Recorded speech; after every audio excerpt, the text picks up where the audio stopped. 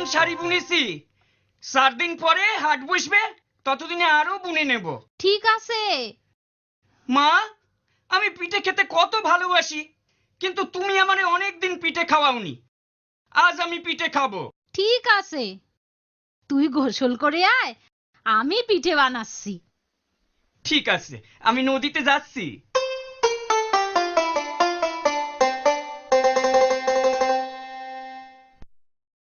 মা, পিঠে দাও। আনছি, এই নে। 1